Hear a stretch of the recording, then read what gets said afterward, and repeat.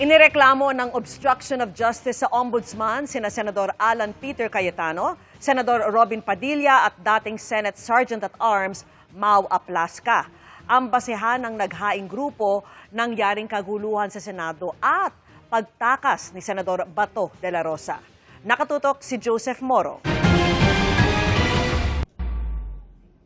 Ang paglalagay sa protective custody kay Senador Bato de la Rosa, ang putukan sa Senado, at ang inaming pagsabay ni De La Rosa kay Senador Robin Padilla paglabas ng Senado.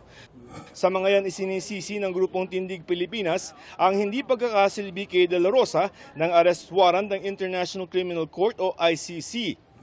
Para sa grupo, obstruction of justice yan. Kaya naghain sila ng ganyang reklamo sa ombudsman laban kina Senador Alan Peter Cayetano, Senador Padilla at dating Senate Sergeant-at-Arms Mau Aplaska. Pagtakas mula sa Senate building, sasakyan po yan ni Senator Robin Padilla hanggang sa naging karahasan na naganap sa Senado nung gabing yun na nanguna sa pambabaril si Sergeant-at-Arms Aplaska ay lahat ng ginawa nila upang mapigilan yung pag-aresto kay Senator Bato.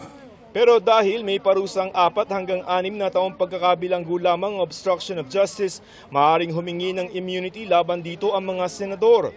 Nawawala lamang ang immunity sa mga kasong may parusang 6 na taon pataas. Sinisikap pa naming hingan ang pahayagang 3 pero dati nang nanindigan sina Cayetano at Padilla na walang bisa sa bansa ang ICC warrant. Pero giit ng Tindig Pilipinas, valid ang ICC warrant kaya hindi ito dapat hinarang.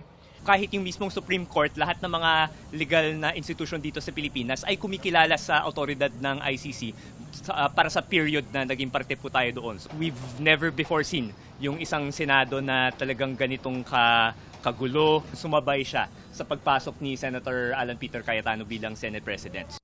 Bago ang paghahain ng reklamo ng Grupong Tindig Pilipinas, nakapagsimula na rin ang ombudsman ng sarili nitong investigasyon sa kung sino ang dapat managot sa kaguluhan sa Senado at sa umunoy pagtakas ni Senador Ronald Bato de la Rosa. Nakapagpatawag na nga ang ombudsman ng mga media na nasa Senate noon at ipapatawag rin si General Aplaska. Tuloy rin ang investigasyon ng Department of Justice o DOJ na hiwalay sa investigasyon ng iba pang ahensya.